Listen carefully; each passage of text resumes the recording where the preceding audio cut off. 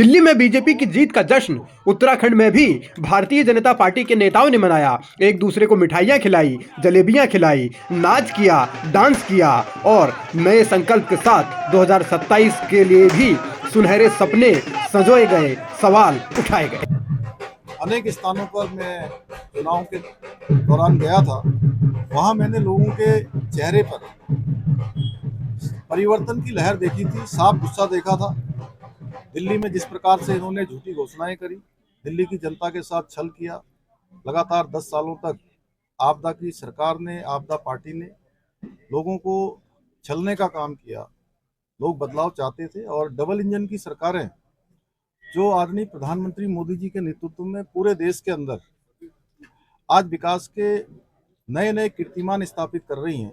हर राज्यों में जहां भी चुनाव हो रहे हैं, लोग वहां डबल इंजन की सरकारों को प्राथमिकता दे रहे हैं, क्योंकि आदरणीय मोदी जी के नेतृत्व में, मार्गदर्शन में वो सरकारें राज्यों के सर्वांगीण विकास के लिए काम कर रही हैं। इसीलिए हरियाणा में चुनाव हुए, तीसरी बार वहां पर डबल इंजन लगा, डबल इंजन की सरकार बनी। महाराष्ट्र में चुनाव हुआ, तीसरी बार डबल इंजन की सरकार बनी। और अब 27 सालों बाद गैर भाजपाई सरकारें जो दिल्ली के अंदर काम कर रही थी, दिल्ली की सरकार उनके पास थी, उन्होंने 27 सालों में दिल्ली को दुनिया की सबसे प्रदूषित राजधानी बनाने का काम किया। और दिल्ली की जनता ने इस बार दिल्ली में भी डबल इंजन की सरकार बनाई है और डबल इंजन की सरकार अब डबल गति से काम करेगी। दिल्ली की जीत बीजेपी के लिए बहुत मायने रखती है, क्योंकि तमाम कोशिशों के बाद भी 2015-2020 में बीजेपी को यहां जीत नहीं मिल सकी थी। अब बीजेपी ने यहां बम्पर जीत दर्ज की है और 2027 के लिहाज से भी बीजेपी इसे संजीवनी मान रही है। हालांकि 27 अभी दूर है, लेकिन सियासत जिस तरीके से पल भर में बदल जाती है उसके बहुत संकेत होते हैं। और दिल्ली में कांग्रेस के लिए जो हार वाली हैट्रिक हुई है वो भी बहुत बुरी। तीनों बार एक भी सीट कांग्रेस के खाते में नहीं आई। इसकी चिंता उत्तराखंड कांग्रेस के नेताओं में भी अब दिखने लगी है, महसूस होने लगी है, क्योंकि उत्तराखंड में भी कांग्रेस लगातार 2 चुनाव हार चुकी है, 2017 और 22।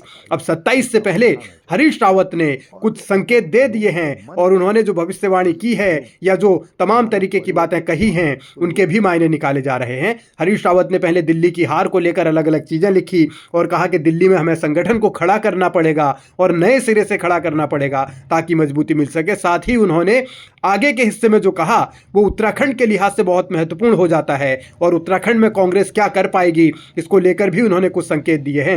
हरीश रावत ने कहा है कि अब 2026 और 27 की चुनौतियों के लिए भी अभी से काम करना पड़ेगा और इसके लिए सघनता के साथ काम करना पड़ेगा। हमें वर्तमान कार्यकर्ताओं को जोड़ने वाला और लगभग 20-25% नए कार्यकर्ता बनाने होंगे, लेकिन इसके लिए एक सही आदमी होना चाहिए। यानी इशारा उन्होंने प्रदेश नेतृत्व की तरफ कर दिया। हरीश रावत कह रहे हैं कि अगर सही आदमी हो तो संगठन मजबूत हो सकता है, लेकिन उसके लिए काम करना होगा। बहरहाल भारतीय जनता पार्टी में उत्साह का माहौल है और कांग्रेस के लिए चुनौतियां ये हैं कि वो अब कैसे इस दिल्ली वाली हार के बाद आगे के लिए आत्मविश्वास जुटा पाएगी।